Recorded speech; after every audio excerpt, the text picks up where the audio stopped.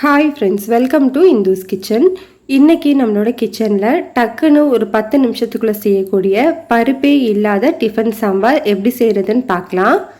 இதை பார்க்குறதுக்கு முன்னாடி இந்துஸ் கிச்சனை சப்ஸ்கிரைப் பண்ணாதவங்க சப்ஸ்கிரைப் பண்ணிவிட்டு கூடவே பெல் பட்டனையும் கிளிக் பண்ணி ஆளுங்கிற பட்டனையும் கிளிக் பண்ணிக்கோங்க. இந்த டிஃபன் சாம்பார் செய்கிறதுக்கு ஃபர்ஸ்ட் ஒரு பேனில் 2 டீஸ்பூன் அளவு எண்ணெய் சேர்த்து சூடுபடுத்திக்கலாம்.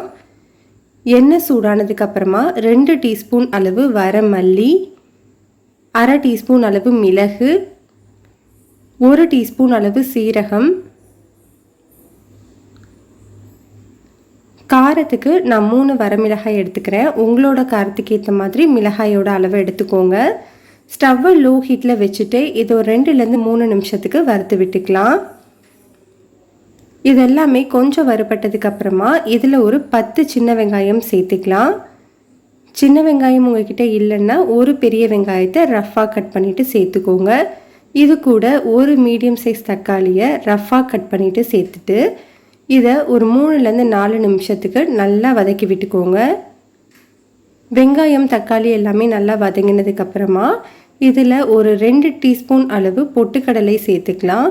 பொட்டுக்கடலை சேர்த்துட்டு ஒரு முறை நல்லா மிக்ஸ் பண்ணிவிட்டு ஸ்டவ் ஆஃப் பண்ணிக்கோங்க. இது நல்லா ஆறட்டும். ஆறினதுக்கப்புறமா இதை ஒரு மிக்ஸி ஜாரில் சேர்த்து கொஞ்சமாக தண்ணி ஊற்றி நல்லா ஸ்மூத்தான பேஸ்ட்டை அரைச்சி எடுத்துக்கலாம். இப்போ நம்ம அரைச்சிருக்கிற பேஸ்ட்டை தனியாக எடுத்து வச்சுக்கோங்க. இப்போ சாம்பார் செய்கிறதுக்கு ஒரு கடாயில் 2 டீஸ்பூன் அளவு எண்ணெய் சூடுபடுத்திக்கலாம். எண்ணெய் சூடானதுக்கு அப்புறமா 1/2 டீஸ்பூன் கடுகு, 1/4 டீஸ்பூன் சீரகம், 1 வரமிளகாயை 2ஆக கட் பண்ணிவிட்டு சேர்த்துக்கலாம். இது எல்லாமே நல்லா பொரிஞ்சதுக்கு அப்புறமா ஒரு 10 சின்ன வெங்காயத்தை நல்லா பொடியாக கட் பண்ணிவிட்டு சேர்த்துக்கிறேன். உங்கள்கிட்ட பெரிய வெங்காயம் இருந்ததுன்னா ஒரு பெரிய வெங்காயத்தை பொடியாக கட் பண்ணிவிட்டு சேர்த்துக்கோங்க. கூடவே ஒரு பச்சை மிளகாயை இடையில கீறிட்டு சேர்த்துக்கலாம். இப்போ இது எல்லாத்தையும் 2லேருந்து 3 நிமிஷத்துக்கு நல்லா வதக்கிக்கோங்க. கொஞ்சம் வதங்கினதுக்கப்புறமா கொஞ்சமாக கருவேப்பிலை, ஒரு மீடியம் சைஸ் தக்காளியை பொடியாக கட் பண்ணிவிட்டு சேர்த்துட்டு சாம்பாருக்கு தேவையான அளவு உப்பு, 3/4 டீஸ்பூன் அளவு கல்லுப்பு சேர்த்துக்கலாம். இப்போ இந்த தக்காளி நல்லா மசிகிற வரைக்கும் வதக்கி விட்டுக்கணும். பாருங்கள், தக்காளி நல்லா மசிஞ்சு வெந்துருச்சு. இந்த நேரத்தில் நம்ம அரைச்சி வச்சுருந்த அந்த பேஸ்ட்டை உள்ளே சேர்த்துக்கலாம். இது கூடவே ஒரு 1/2 டீஸ்பூன் அளவு மஞ்சள் தூள் சேர்த்துக்கலாம். ஸ்டவ்வை லோ ஹீட்டில் வச்சுட்டு இது ஒரு 3 நிமிஷத்துக்கு நல்லா வதக்கி விட்டுக்கோங்க. மசாலா எல்லாமே நல்லா வதங்கினதுக்கப்புறமா இதில் ஒரு 1/2 கப் அளவு தண்ணி சேர்த்துக்கலாம்.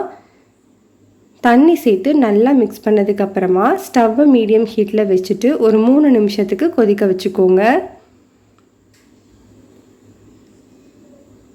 இப்போ நமக்கு சாம்பார் நல்லா கொதிக்க ஆரம்பிச்சிருச்சு.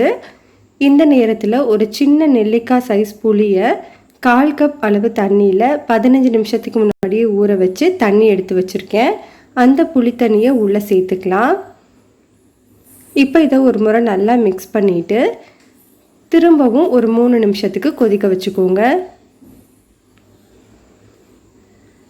அந்த புளியோட பச்சை வாசனை போனதுக்கப்புறமா இதில் பொடியாக நறுக்கின கொத்தமல்லி இலைகளை சேர்த்துட்டு நல்லா கலந்து விட்டுட்டு ஸ்டவ் ஆஃப் பண்ணிக்கோங்க. அவ்வளோதான், நம்மளுக்கு சூப்பரான பருப்பே இல்லாத டிஃபன் சாம்பார் ரெடி ஆகிடுச்சு. கன்சிஸ்டன்சி பாருங்கள், இந்த மாதிரி தான் இருக்கணும். இட்லி, தோசை, பொங்கல் எல்லாத்துக்குமே ரொம்ப ரொம்ப டேஸ்ட்டாக இருக்கும். கண்டிப்பாக இதை நீங்கள் ட்ரை பண்ணி பாருங்கள். பிடிச்சிருந்தா லைக் பண்ணுங்கள், ஷேர்